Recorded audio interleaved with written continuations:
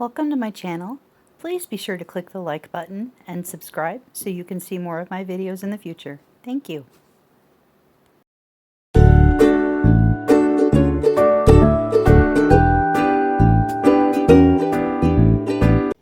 Hi, I'm Valerie. Welcome to my channel, Texas Country Wife. Today I am going to show you how I can beef roast. These were round rump roasts that were boneless. It was buy one, get one for a penny. It averaged out to $3 a pound. We're going to get these into my jars today. I've done the same thing like you'll see in video number 1, preparing to can. If you're not familiar with that, please go ahead and go take a look at that. And then you'll be ready to watch this video and can some roast beef. Alright, let's get started. Now, I'll probably cut out here shortly. I'm not going to make you watch me cut up all of this meat because cutting up roast beef is just a little bit more difficult than chicken. The chicken cuts very easily. Roast beef, not always so much. But I'm just going to get a couple jars started to show you. And I'm not going to dry pack my roast. I don't like to do that. I have what I call onion broth. When I can my onions, I save my water that I poached my onions in. And I can that into onion broth. And I use that for soups and stews and so forth. And I'm going to add some beef bouillon to it. I have the beef better than bouillon paste. So I will mix that in with my onion broth and put this in with my roast beef. But first I'm just going to show you how to do this to get started. And then I will pause this video and fill all of the rest of the jars. We're going to get one filled to start with. See why I said I'm not going to make you watch me cut all of this roast beef up, because that would take forever. I should have probably grabbed my hubby's good knife, because this has got a good layer of fat behind it, but I want that. I want to keep that fat with this roast beef. It'll keep it good. Set that off to the side. So now you've got you about a 1-inch thick slab of roast beef right there. Okay? And then I'm going to cut this into strips. Just like that. And out of each slab I probably do like 3 strips. Again, it'll depend on the size of your roast. Okay? Now I like to cut it into 1-inch cubes, and that's because that's perfect for a beef stew, a beef chili, a beef vegetable soup, beef and noodles. It goes great for anything. So just go ahead and cut that meat up into your 1-inch cubes. And I need a sharper knife, which I will get when I pause this, because this is not going to go well. This will take me even longer at this rate. And I want this and need this to go fast, fast, fast. Okay. Yeah, that guy's still a little bit bigger than a bite size. Also, cubing your meat, you can get more into each jar. Beef does not squish down as well as chicken does. Chicken is a more pliable, more soft, raw meat than beef. And beef is also more dense, so you want to make sure that each of these cubes gets cooked all the way through in your canner. And I slid all the way over there, didn't I? Alright, jar number 1. I'm using wide mouth quarts. And I'm going to fill this little guy up. Well, he's actually a big guy. And I just kind of shake it around to fill up them air spaces down there at the bottom. As you can see, I don't have that full yet. I need to cut more meat. I need to fill more jars. Once I've got those full, I will come back and show you my full jars. How many jars it took to put all of this in. Which was, the first one was, how many pounds was this guy? This guy was 3.5 pounds that I'm working on, and the other one is also 3.5 pounds. So I've got 7 pounds of roast here. We'll see if I can fill 7 quart jars. Be back for you in 1 second. Be back for me in however long it takes to cut this. Okay, I am back. I got 6 quarts of meat packed the way that I want it. I've got a pound in each. That 7 pounds of roast yielded me a pound of really hard, gristly fat, and I'm not touching that because my hands are clean now. So I ended up with 6 pounds of meat, so I put a pound per jar. That will give me enough room for that beef to cook through and be nice and tender. And I'll have enough broth on there to make gravy with, make a soup, make a stew, put noodles in, whatever I want to do. That will leave me enough liquid in my jars. My meat will be tender. It'll be covered in liquid. Now, in the past, I have used the onion soup pouches and mixed them with water and a little bit of the beef bouillon. I don't buy the beefy onion soup mix anymore. It's too expensive. I get my onion soup mix at Aldi's now. But this year I canned onions, and I poached them first before I canned them. And I saved the broth. So I have my own onion soup liquid here. So I'm going to open those and pour them into here. And I'm just going to do 2 cups at a time. A pint equals 2 cups.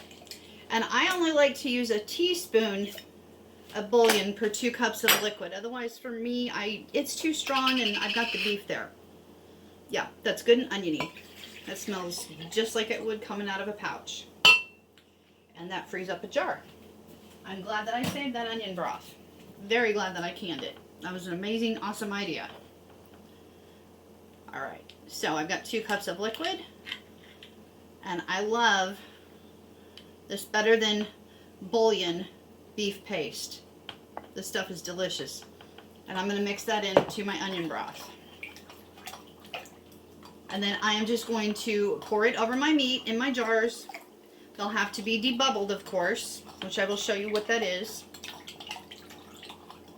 We're just stirring this up here. I don't know if you can see that. I'm getting that that beef bouillon paste dissolved. Because I want to keep everything room temperature. I'm doing cold canner, cold water in my canner, cold jars, cold product. Yes, I have a 7th jar. My canner holds 7 quarts. Beans. This is a rebel canning method. To do them dry, to not soak them first, but it works. I do it all the time when I need one more jar of anything. I'll do it in pints, I'll do it in half pints, I'll do it in quarts. Because beans cook the same time as meat, 90 minutes for a quart jar, or 75 minutes for a pint jar in my canner. Works out wonderful. And then I'll have a can of beans ready. And I have tons of dry pinto beans, so that's what I'm going to can in that today. And I will show you how to rebel can dry beans without soaking them first. And I promise you, you won't blow up the kitchen. The canner will be just fine. Everything will be good. Alright, so I'm kind of curious with 1 pound of meat in my quart-sized jars, how much liquid this is going to take. Last year I canned meat with potatoes and carrots. This year I'm just canning the meat itself. Alright, we're going to see. So, yeah, 2 cups of liquid. And I'm going to pour that into my first jar, because I'm just kind of curious how much liquid it's going to take. And I'm up to the 1-inch headspace, and I hardly have anything left. I've got a 1/4 of a cup of liquid left. Okay, and I've got a little beef paste still on the bottom. So, I'm not going to bore you guys. I'm going to keep dumping my jars of my onion broth into my container here and adding my teaspoon of beef paste until I get this all done. Then I'll come back and show you how to debubble these. Okay, I am back. I measured out 1 cup of dry pinto beans. I went through them and I rinsed them, washed them, drained them. They're going in my quart jar. Again, this is a rebel canning method with this. Not soaking them, not pre-cooking them, not pre-blanching them. Just 1 cup of beans in your 1 quart jar. Same cook time as your beef or your chicken. Now I need to add water to him. I can my beans plain. I don't put any seasonings in them unless I foresee using them for some purpose or other, like a potluck or something, or I want to actually take a quart of seasoned beans. I'm just going to can them plain. They can go in chili this fall. Okay, now, my handy dandy little plastic knife is my debubbler in my house. And I'm just going to give those a good stir. Really, with the beans, you don't have to worry about debubbling. Remember to debubble your beans first, because we're going to go in raw meat over here. You don't want to do that with this guy here. Okay, we're going to set him off to the side. He is ready to have a lid put on. I know, that doesn't look like a lot of product in that jar. That jar's not full. Those are dry beans. They're going to cook. They're going to swell up, and they will fill this jar. Okay, for these 2 jars here, I did my 2 cups of water because I ran out of onion broth. Remember, I only had 4 pints of onion broth. So that was a pint for each one of these jars. So these guys got 2 cups of water, 1 teaspoon of the beef bouillon paste, and I did half a teaspoon of onion powder. If it's not enough later, I can always add more. But I did the sniff test, and it smells just like the others to me. So half a teaspoon of onion powder, 2 cups of water, and 1 teaspoon of beef bouillon paste. Okay, and this is how you debubble. You go around the sides, make sure that all the air bubbles come out, and you go down through the middle. Okay, no more bubbles. I'm going to put him there because I want to keep these separate from the others because these have the onion powder. I want to label my lids with OP for onion powder and OB for onion broth so we can do a taste comparison later on and see how it went. Okay, and he's debubbled. Alrighty, just again, going around the sides here, making sure we've got it all. See, I don't know if you saw that or not, there's a great big air bubble that came to the top. Okay, this just helps your jars to get all of the air out when they go to seal. There was some more bubbles. Let me pull him back here. Okay, that's debubbled really good. I'm happy with that. And do this one. See the bubbles coming to the surface? This is why it's important to debubble. Get all of those air pockets out from that beef sitting up against the side of the glass, trapping the air. Okay, and then we've got one more. So these 4 with onion broth, those 2 with onion powder, and then we've got beans, pinto beans, for chili this winter. Or later this month, or next month, or whenever I want. I'm going to stop buying canned beans because it's more economical to can the dry beans myself. In the sink with this, I got my fingers in the raw meat water. I'm going to wash really quick because now we want to be really clean and sanitary and get the rims of these jars clean and get the lids on, which I've had soaking over here in my hot water. Remember, I don't care what the box says. Please, please soak your lids. You don't have to worry so much about your seals. I'm serious. Just soak the lids. They can soak while you're doing all of this. It takes 2 minutes to heat up the water in the microwave. Alright, and here I have got some clear white vinegar. Why do they call it white when it's clear? I always call it clear vinegar. I never call it white. I'm calling it white for you guys. And we're just going to clean off the rims of our jars. Again, a drop or 2 of vinegar in here. You're never going to even know it. And I don't ever see any of it go into my jars anyway. Now I'll do these 2. I want to get those good and clean. The top rim of the jar and around the side. And that was my onion powder guy. And then this one. Oh, this smells good. I love beef onion. Just delicious. He's going off to the side because he's got raw meat on him, possibly, from the rims of these jars. You know me. I'm messy but good. Alright, and I'm going to clean 2 of these with this side. Just keep going all the way around. Good and clean. That's the onion broth. And yes, you can mark with a soft felt tip marker, permanent marker, on the top of your lids. Don't push down like you're trying to poke a hole in the lid. Just gently right on the top. And I always wondered if, oh gosh, is that just going to come off in my canner? Well, if you're water bathing, yeah, it's probably going to come off.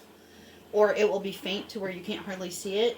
But in the pressure canner, the water doesn't come up over the top of your lids. So, with that having been said, the permanent marker stays on the lid. Now, in a lot of times, most cases, it doesn't want to come off either. But that's okay, because I use masking tape on the top of my jars now, on the lids, to label them. I've stopped trying to put them on the glass jar. I'm tired of trying to scrub off labels. I want to just peel that masking tape off the top of my lid later when I go to put them on the shelf and be done with it. Alright, there we go. 4 onion broth, beef chunks, 2 onion powder, and 1 pinto beans. Let me grab my lids and rings. Okay, here they are. They've all been soaking. And if you watched my canning chicken video, then you know, just a little warm, to stack them like this. Like that. Okay, that way they don't stick together when you're trying to take them out of the hot water. Okay, we're going to get them on here. Just like that. A little bit of water in your jar, not a big deal, because guess what? There was already water in there. Okay. 1, 2, 3, 4, 5, 6, 7. How did I end up with an extra? I don't know. Anyway, I guess I just want to make sure I have enough lids today. Who knows? Alright, so yeah, I did the same thing with the rings, y'all. I did 8 rings. I'm crazy. Crazy tired. Alright, now, remember, finger tight. Just till it screws down on its own, and then turn until you hit the resistance. Don't crank them down. That's finger tight. Okay? Whoa! Alright, I'm going to rinse him off. My counter was sanitary, but I don't take chances. Okay. So, just till it stops, and then until you hit resistance. Now, see, that one I had to turn a little bit more. That also is a different type of band, and I can tell by the color and the look of it and the feel of it. So I want to check that. Finger tight. Okay. That one had to be turned a little bit more than some of the others. So that's why it's important to just get that on there. There we go. See, now it spins freely. And finger tight. Hit the resistance. Oh, I want to label these. Hang on. Let me get my towel. Okay. So otherwise, I'm going to mess up. And yeah, that I accidentally pushed on that. I wanted to make sure that I didn't accidentally seal it. I don't want a false seal later on. Okay, so this one I'm going to put OP beef. And that lets me know that was the onion powder. And this one we're going to do the same. OP beef. I know that's Pinto's. He'll get marked later on. Alright, moving right along. Let's get these rings on here. Okay. And actually, I don't need to mark these for... See, I knew I over-tightened it. So I stopped, backed off the ring, put it back on. Okay. Well, that one's... This is a really old ring. Okay, there we go. And if you're not sure about this, sit on your chair, sit on your couch, sit at your counter, play with an empty jar and a lid and some rings until you get the hang of it and you feel comfortable with it. I always double, well, not always, sometimes I double or triple check mine. Okay, now, I like to get the moisture off the top of my lids because the counter will, like, permanently leave watermarks, and I like my jars to be pretty. Some of these you can tell I didn't do that prior to canning, and they've got the calcium buildup on them. Yeah, I reuse my lids. Perfectly fine to do. Okay, Pinto's, onion powder, onion broth. I don't need to mark these. I know what those are. Let me get these in the canner, and I'll show you a picture. Okay, I've got all 7 quart jars in the canner. I put the beans in the middle. You want your canner to be balanced. The meats are all equal weight, so they're around the perimeter, and my beans are in the middle. And there we go. And again, I like to use my phone to check to make sure my glass jars are not touching. So, oh, you're a little close to him. Let's move you over a little bit. I was not happy with that. Another great thing for your phone. Okay. All right, nobody is touching. It's time to get this lid on and get this started. I'll come back later when this is done and show you how it turned out. Again, we are going to can this. These are quart jars, raw meat, dry beans, for 90 minutes. See you in an hour and a half. All right, there we have it. The roast beef that I canned and the beans. Now, do y'all remember that jar was only like a third full? I told you they'd swell up. Did you believe me? Did you trust me? I hope you did, because I wouldn't tell you wrong. Those are those pinto beans. And those were some dark pinto beans. I'd never seen pinto beans that dark. So there you go. Now I got a quart of pinto beans, and we've got 6 quarts of roast beef in onion beef broth. And remember, these 2 were the onion powder beef. I made that broth with onion powder, and then the other 4 were made with the onion broth itself and a little beef bouillon paste. There we have it. 6 beautiful jars of meat for the pantry shelf and a jar of beans. I hope that this was helpful to everyone. I hope that you've learned now how to can roast beef and get it on your shelf. And I could have put more meat in those jars, and if I'd had another roast, I probably would have. But here's the thing, I know that a pound of meat will feed the 3 of us. I know that there's enough broth in there to get me started on whatever I need, like a gravy or a stew or a soup. And I wanted to free up my jars of onion broth. So this was a win-win for me. Thank y'all for watching. I hope you enjoyed it, and stay tuned for another canning episode next week. I'm not going to tell you what it is though, because I want you to be curious and I want you to come back. But I promise, it's a good one.